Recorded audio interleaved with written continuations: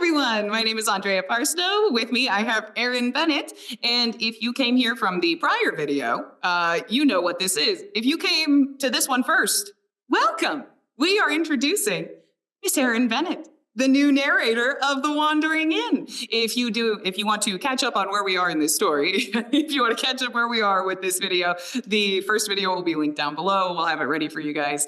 But now, I wanted to take some time to talk to Erin about just the joy of this craft, the brass tacks, maybe some stuff about TWI. If you have any questions about TWI, this is a more kind of informal just discussion about, is there anything you wondered? Is there anything that's weird? Is there anything you're looking forward to that you want to know more about or anything like that? This is kind of our question, our chance to talk and commiserate a little bit. Oh my gosh, I will. I'm still fangirling over meeting you, Andrea, in sort of in person online, you know, the magic of Zoom, because I'm such a fan of yours. And I think to this day, I've spent more time with your voice and your characters and your world of The Wandering Inn than I have with any other voice actor, any other actor, any other performer in the entire universe.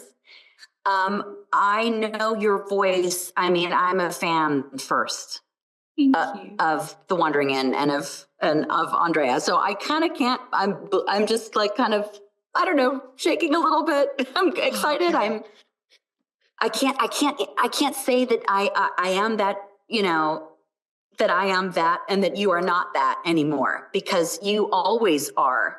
You are the original. You know, everyone who begins the journey and takes the journey for so long in The Wandering Inn it's wedded to your voice and your imprint and your characters and your energy, and everyone's imagination is tied into your voice. I mean, I can't count how many times I sit in the car in my driveway, even though I've been driving on the freeway for forever, just because I want to get to the end of the chapter or the end of the page break. So, you know, we may be passing the baton between us, but we're on the same team.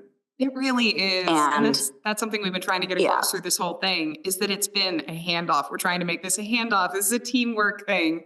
And you can talk me up all day long, but we didn't even know. I don't think people understand how much went into this, because it was so much. And we picked Erin personally. Pirate and I picked Erin. This woman was selected for this role because she's amazing. This was not a random pick off the internet. We're going to do a lottery pool for who gets to narrate The Wandering Inn. No, this woman's got chops. And I'm so excited for you guys to meet her. I think we did it was 6 rounds of auditions, maybe. Yeah.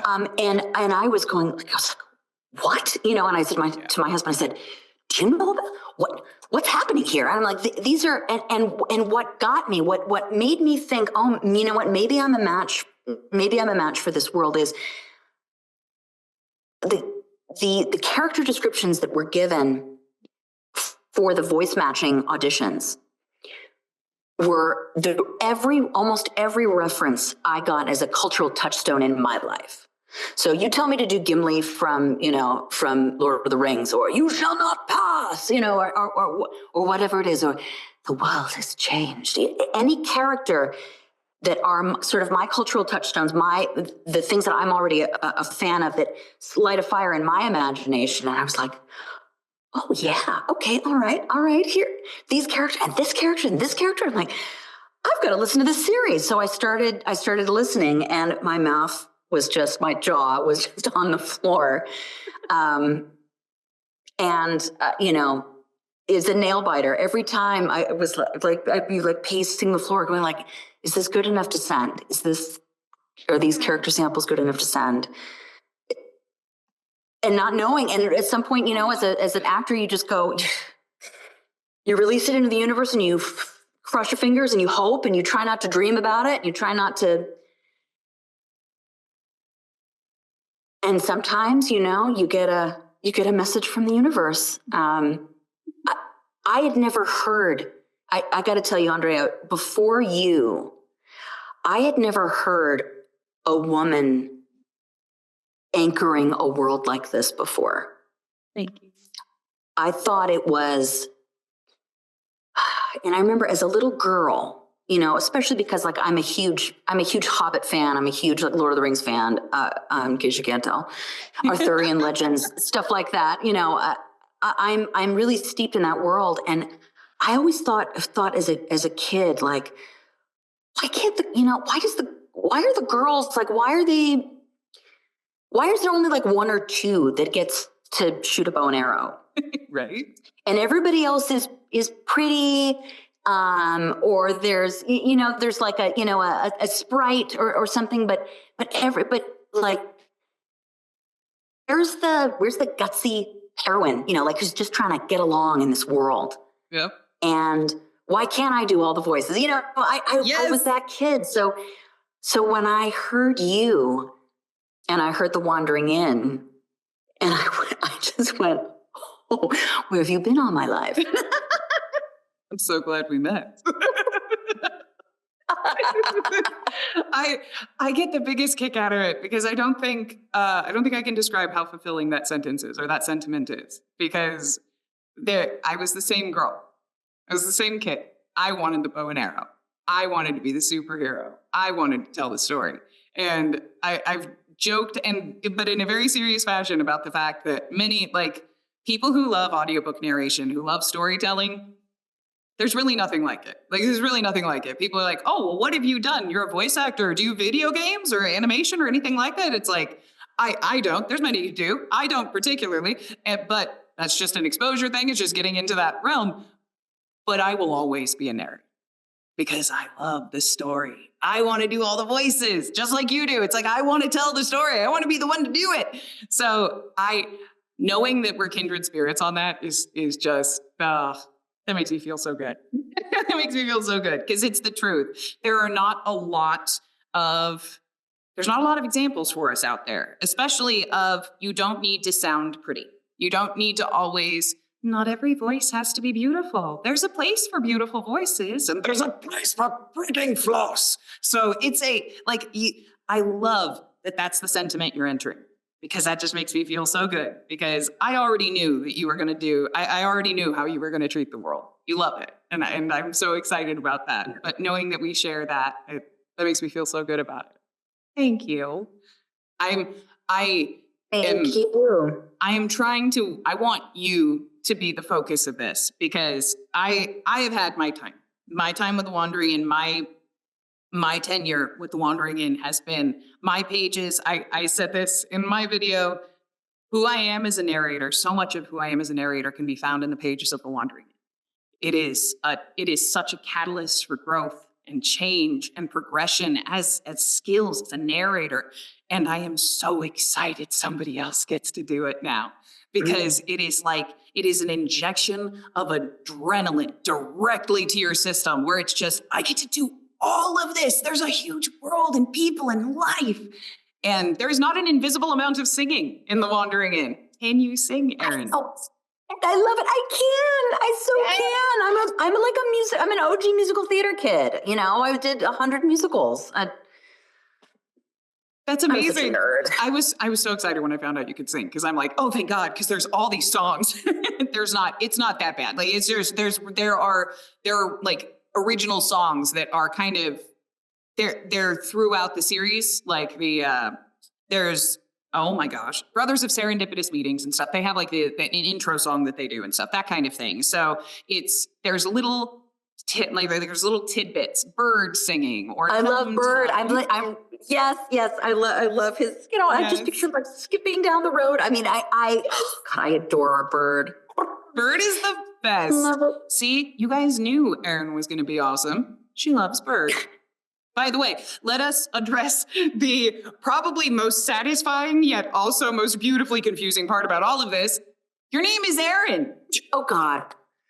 I swear I didn't do it on purpose.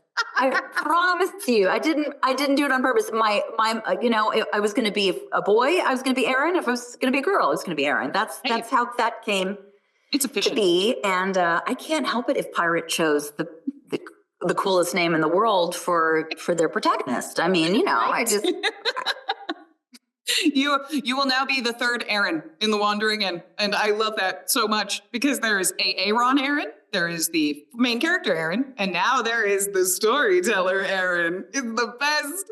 You're like, And you know what? Genesis Erin. Oh, You're the top level Erin. You're the arbiter Erin. when you look at the wonderful script of the typeface of the Wandering Inn, there is in Wandering is Erin. It's so perfect. Pirate, did you plan it that way? Are you kidding me? I've never noticed that. Now I've got to look at that after we're done because I've never noticed it. Does it say it? I mean, it's right there. That's beautiful. Oh my gosh. Okay. Right there. You know, give to an actor to searching for their own dick all the time. That is such a like. We always, you know what? We all saw sex in the Lion King sparkles, okay? Those little like dust particles that ran up in the Lion King. I don't care how many of y'all special effects people tell me that that was just a product of some sort of nonsense or something. It said sex. There's nothing you can say. That is what it is. That was. You heard it here first. Tiny brain. And last. Yes. The last word, the definitive word for sure. Definitely was. We all knew it. Especially to like an 8 or 9-year-old where you're just like, oh, what's that say? So anyway, it's naughty. So, okay. So that is a beautiful inspiration. Carol Burnett is an incredible choice. I freaking love that. Okay. This job has a lot of aspects to it. This job has a lot of weird stuff that we need to do sometimes. There's even boring bits and really exciting bits and really stressful bits. What is your favorite part of the process of doing this? Is it the prep work? Is it the performance? Is it getting to interact with the characters? Is it learning them? Is it late series, early series? What's your favorite bit? If you had to pick a part, or like part you enjoy the most? I mean, I'm going to find out as I go, you know, what my favorite part is. But right now I'm a big prep so that you can fly on the day, on recording day. I'm big on preparing, pre-reading, making sure I have everything, pronunciations, tags. I've copied a lot of the fan art to make sort of character references. So I have the characters in my head, and I'm going to be putting them, you know, in various places where I can see them.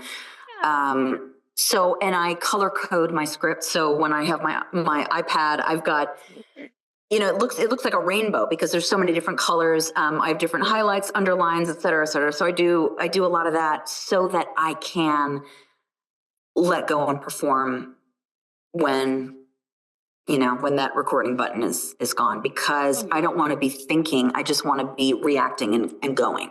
Oh yeah, that's going to be a huge asset. Like that's going to be a huge asset because I don't do that in advance.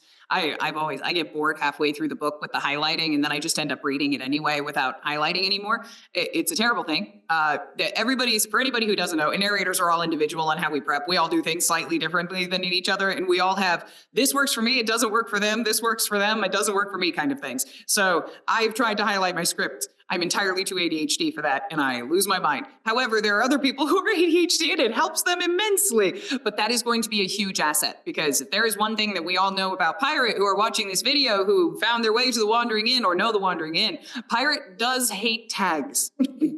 Pirate does hate attribution tags. So there is a lot of it is one of those things that's a bane for the narrator, but it is so good for the listener, because it's so good to like hear people back and forth, and you can just hear this clippy conversation. It feels very natural, very loose. Like it feels like an actual living conversation. Behind that living conversation is the madness of trying to figure out who the hell is talking right now. So color coding in advance. Excellent idea. Excellent idea, dear. That is amazing. Like that's Pirate's words I don't even want to say they leap off the page, because I'm not reading it. I'm always reading it for audio. And Pirate's sensibility in that way is great for the dialogue, because the movie starts in my mind. I can see it. And you can feel it. The characters feel different. Like the characters are written differently. I can tell when it's Bird talking. I can tell when it's Saria talking. You know, the only time I'll get in trouble is if it's like a bunch of like a council in Manus or something where I've never dealt with those people before. I don't know them. Then I'll lose track for who the heck's talking. But if it's Saria, Kissimver, Pisces, all of our main dudes and dudettes that are all kind of talking back and forth, I can tell when it's Yvonne. Like it's very, you know, Pirate has an amazing way with words. It's just it's very clear. It's very, you know who's speaking. Every person has a personality and an individuality. It's absolutely beautiful. That is such an asset as a performer. And I'm super excited for you to get tucked in because it's going to be awesome. How did you choose I'm curious, the accents and the worlds are so distinct, like the Knowles and you know, and the Drakes. And were these characters that you just read off the page and you had an inspiration, or did you talk to Pirate about them? Like, how did they come about? Because they are iconic to me. And you know, like I have sort of like an aural map of where I am in the world, and it's a huge world, you know, based on just how the little vocal changes. So I was just wondering if you could like talk a little bit about the vocal changes between the species, between the groups. Oh, that makes me so happy that you hear that. Oh, thank you so much, because I live for this stuff. Yeah, one of my biggest fears is like that with it when it comes to TWIs, everything muddying and getting too confusing. Like, admittedly, Jellicoe is a Selfid. There is no viable reason she has a Scottish accent. There is no real reason that woman has a Scottish accent. I have headcanon that Jellicoe's first body was a dwarf, so she just has a dwarven accent. But in reality, why does Jellicoe have a Scottish accent? Because she sounded like she had one when I read Jellicoe, and it wasn't until we had more Selfids and things that I was like, oh, okay, well, that's not gonna work. But as the world grew and it was more limited at first. So there's a little more loosey-goosey with some of the accents right at the very beginning, but everything kind of solidified as the world grew, because I realized, okay, I'm gonna have to make sure these people are from Selim, these people are from the north, these people are from Israel, you know, yada, yada, yada. These people are from Beleros. And I wanted to make sure that was keeping separate. But as far as like the big ones, like the Knowles, I've never spoken to Pirate directly regarding like what they would like for the character voices. When I spoke to Pirate at the very beginning of the series, they said, I didn't really write it for audio. It wasn't how I was writing it. So whatever you feel is best to bring it to life, do it. And the Knowles, it's Pirate's writing, because the Knowles have very unique speech patterns. When they are speaking, they speak with an upward inflection, yes. They almost always have a confirmation at the ending, yes. That is, they always do this upward thing, and they were kind of gruff in the text. Like they said that they were a little bit gruff when they were speaking, so I did this kind of gravelly thing. And then they always did this upward, and it just kind of came out, that over-pronounced Knowlish accent, and it fit really well. Many character choices are because this feels right for the character to me. From what I know of the character, what I see of them in the story, I think this is gonna work for them. And there are a lot of like go with my heart moments, and there are moments that has backfired. But I think that for the most part, it works out. Ressa sounds like a scullery maid, and that's probably a problem. But other than that, Ressa's supposed to be a very high class maid, and I feel bad because she started out as just like an attendant kind of thing. So Ressa sounds like this, when in actuality, she's very, very proper. So it's a bit weird to have Ressa sound like an Essex girl a little bit. So it's weird. Ressa has almost like a Cockney Essex thing going on that I probably should not have done. But it's Ressa now. Like, that's who she is now. So I don't know. Where do I get the stuff?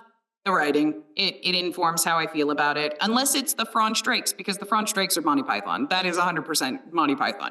But the voices, they're all made up. Like the Drakes, I knew they needed to have a hissing tone to them because their anatomy was different. Same thing with the Antinium. I didn't want to make the Antinium too different, so I gave them that clicking tone.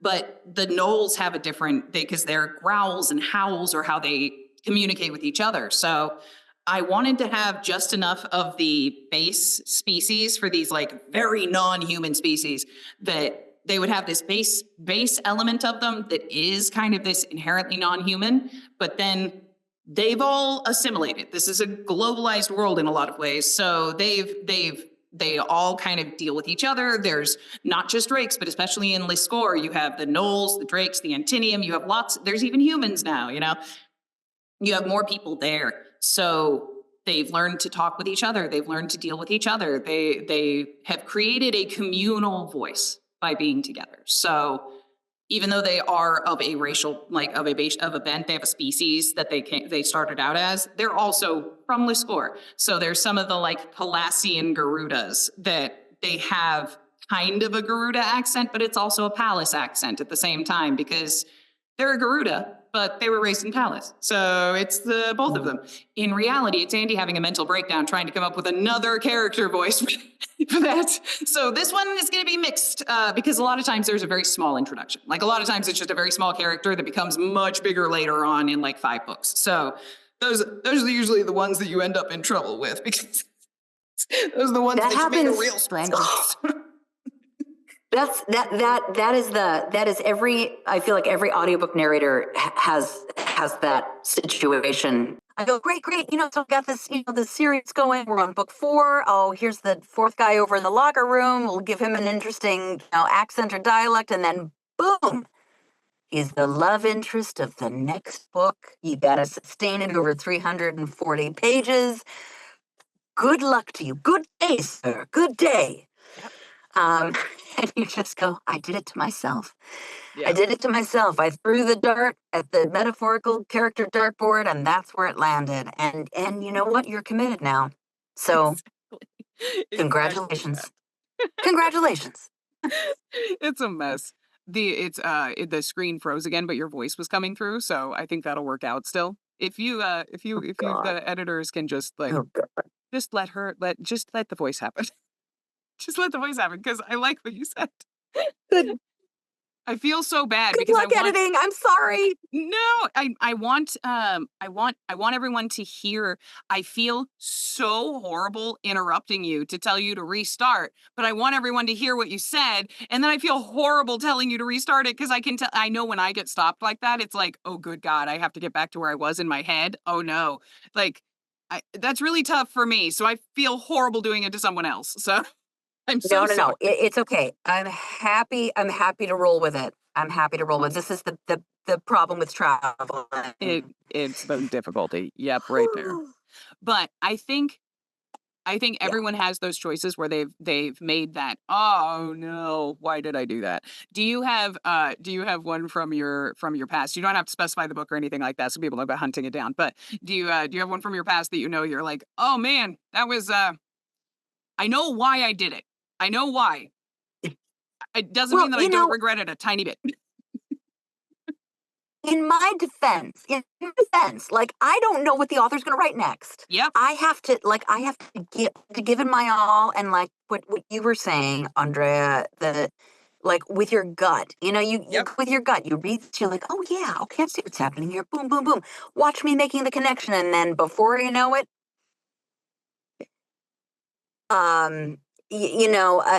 that's when I teach, which is very occasional and only under duress, and people say, do you read the book first? And I go, absolutely, because it'll be just your luck if you don't read it. Do you get on, the 11th hour at the critical moment, she said in her light Irish brogue, because she was angry, it came out, and you go, what?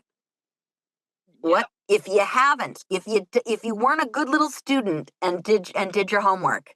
So this is the do your homework part, people, because guess whose ass is hanging out? It's guess whose name and body of work is at stake if you don't do your homework. Oh my gosh. So this is why we do it. However, there are some things we cannot predict. You can't. I have messaged authors before and gone, just so you know, this is going to directly conflict with something from a prior book. Is this a really important feature? Because I know my authors and stuff, and I have that relationship with them, fortunately. So is this something really important to them? Because there is a big difference between that accent and this accent, and I did not know that was going to be the accent. So I can mutate. I can try to start moving it in that direction or something. Or is this something that isn't going to really matter, and we can just work with it being what it is?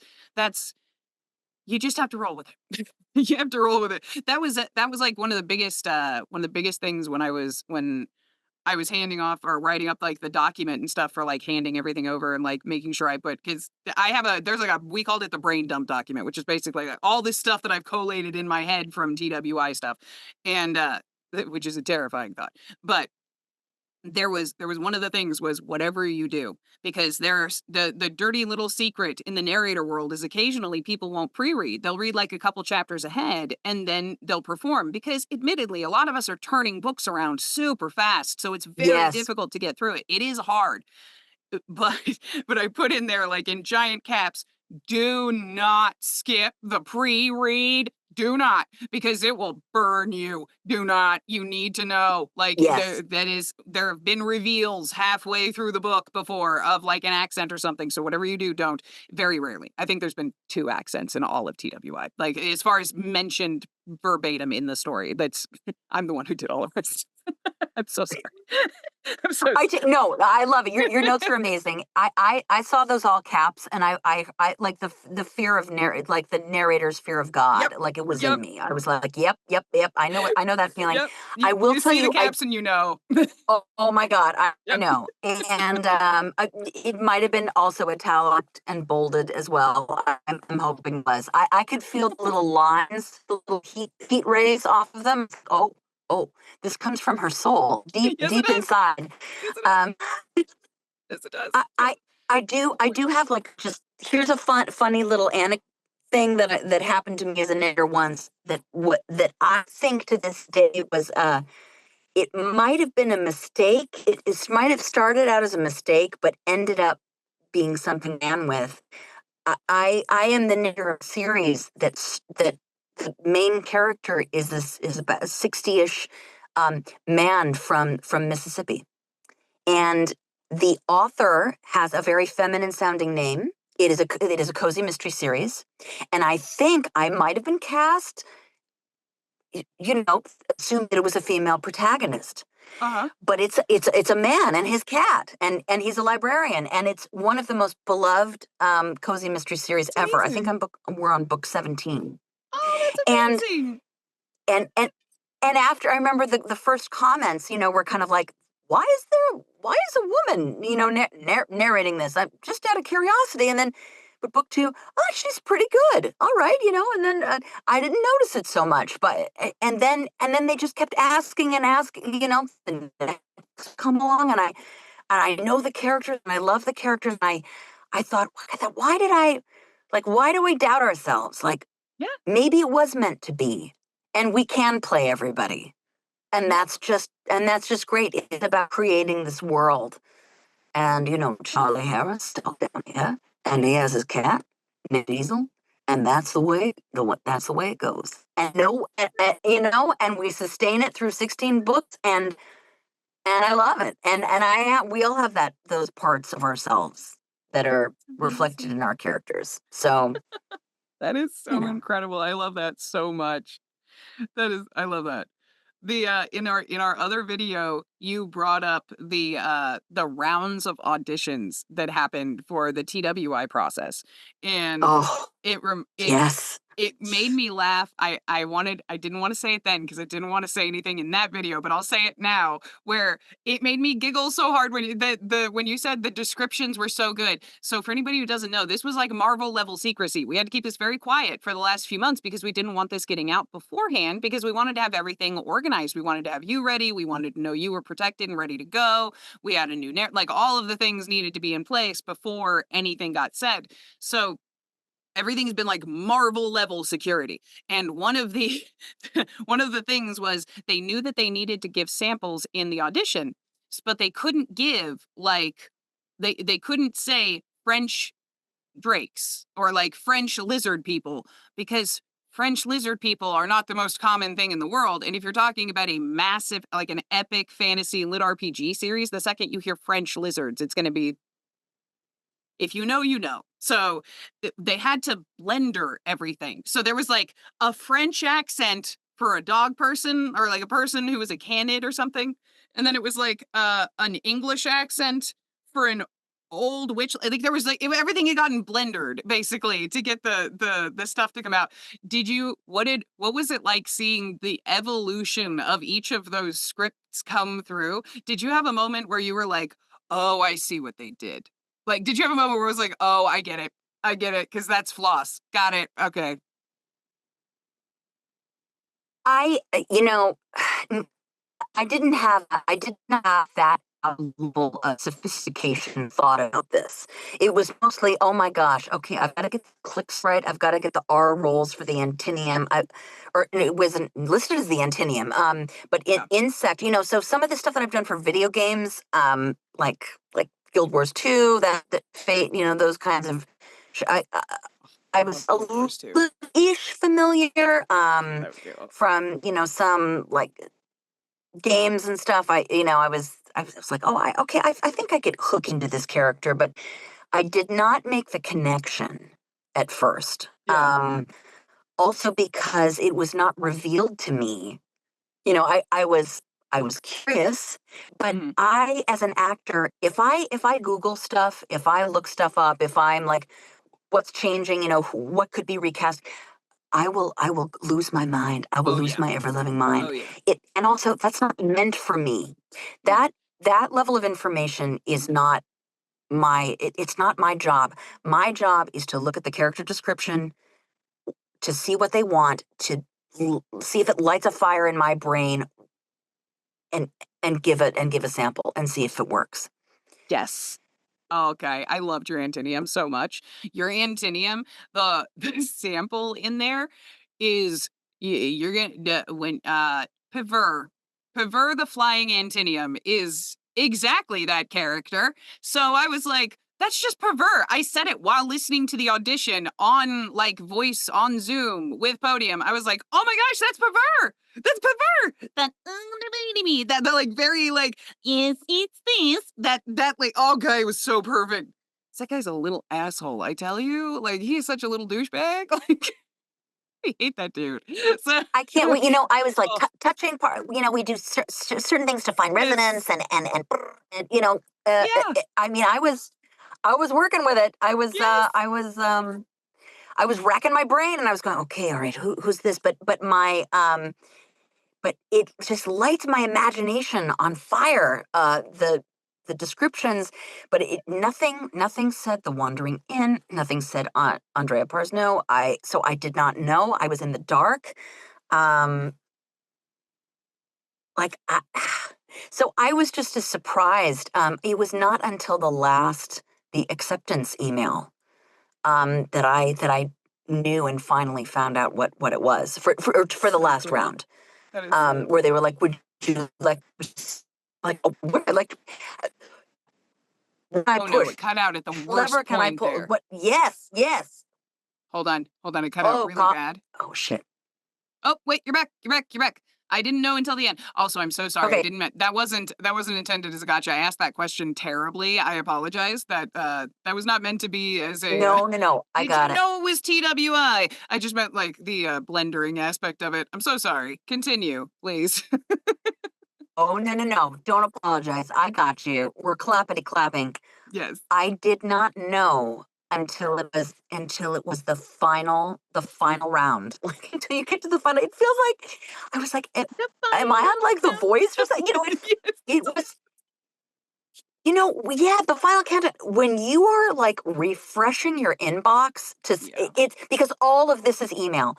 Oh my God, all of this is email. You remember like once upon a time it was waiting for your cell phone to ring or, it's email. So it's like when you see that email in your inbox and you go, like it just, like you will pass to the final round or now we can reveal to you what the series is. It is the beloved The Wandering Inn by Pirate Abba, performed by Andrea Parsno. And I just went, no.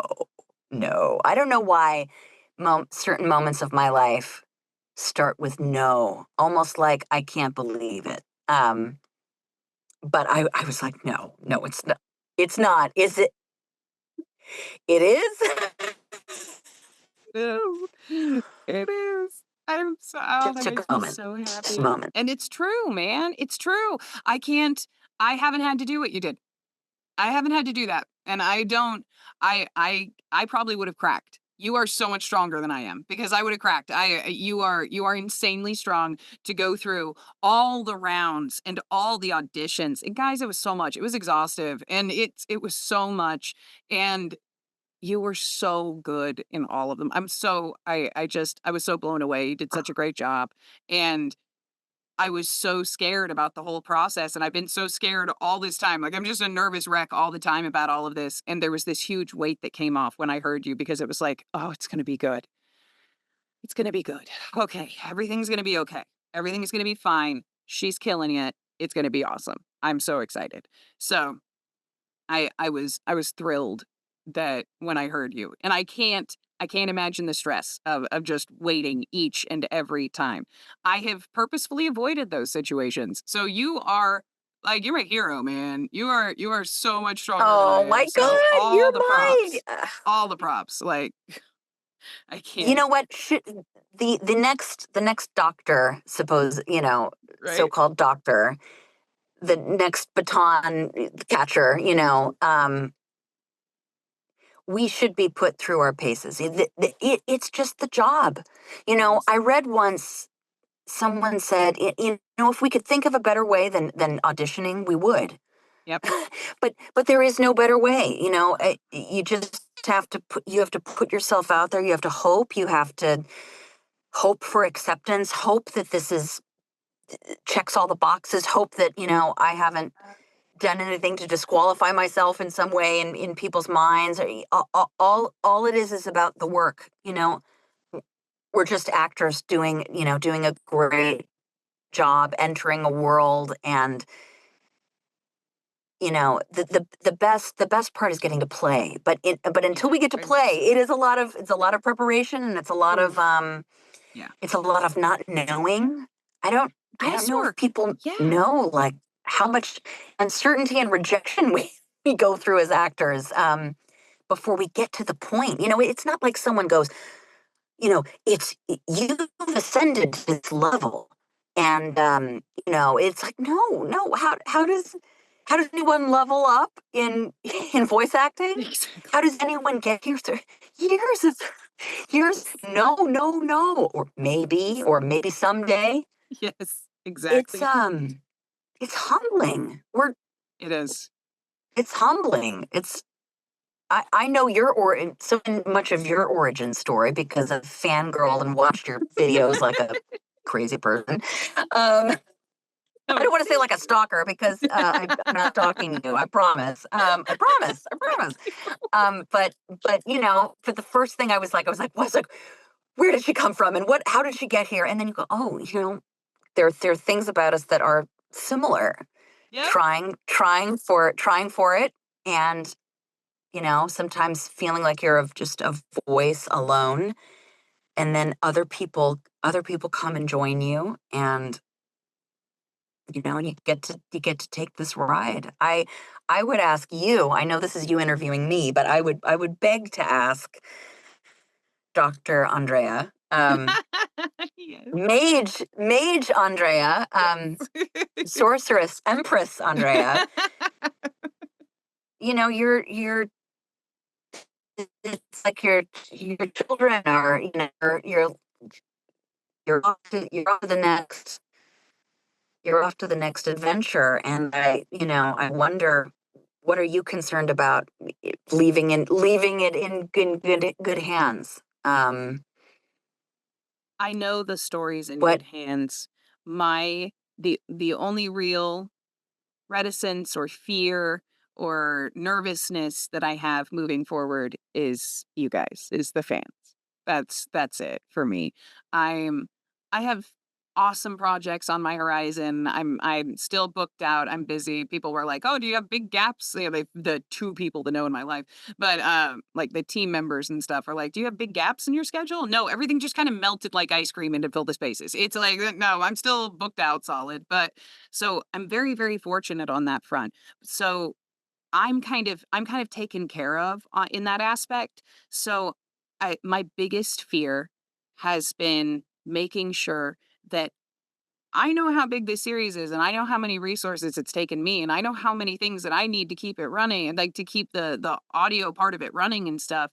And I needed to make sure you had all of that. You had the support you needed. You had all the character voices. Everything was updated. You had notes on the stuff like bronze coins are actually copper coins and stuff like that. Like, that just, I wanted to make sure that you had all that you needed. And so to the best ability that I had, to the best of my ability, we've prepared everything mechanically. You have the skill, you have the chops, you're raring to go. You're gonna freaking kill it. So I know it's in good hands.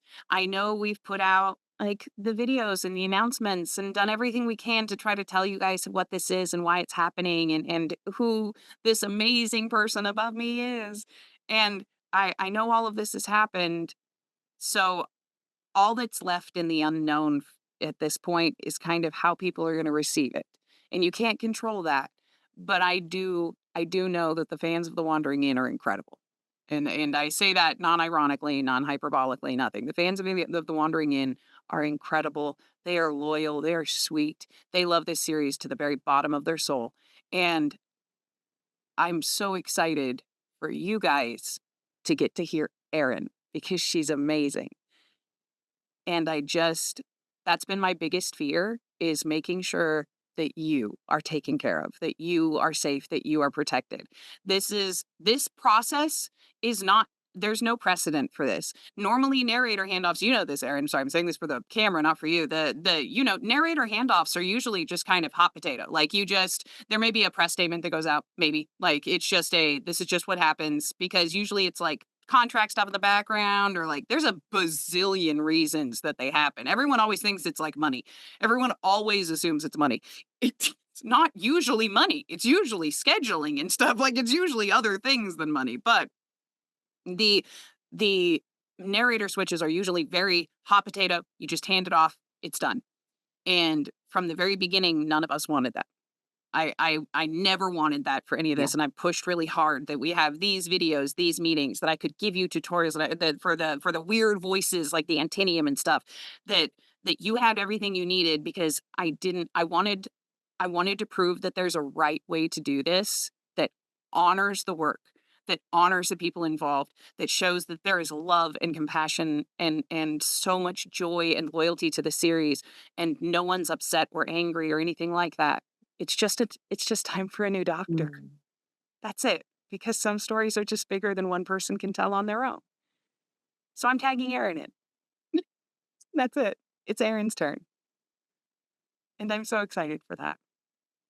Erin, thank you for spending time with us tonight.